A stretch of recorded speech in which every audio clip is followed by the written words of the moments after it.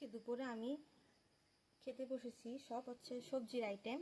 দেখেন এটা হচ্ছে আমার লেবুর কচি পাতা। দেখেন আমার খুব ফেভারিট। সে সাথে হচ্ছে বরবটি চিংড়ি মাছ দিয়ে, শুকনো চিংড়ি মাছ দিয়ে, সে সাথে হচ্ছে হনা, এটাও চিংড়ি মাছ দিয়ে রান্না করা। লেবু পাতার কচি অংশটা আমি কিভাবে খাবো আপনাদেরকে দেখাবো।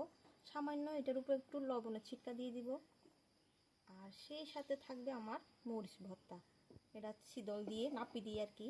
তো কীভাবে খাচ্ছি দেখেন,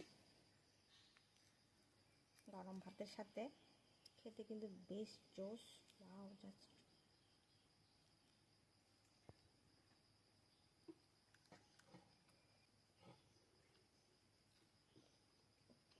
সত্যি অনেক টেস্ট।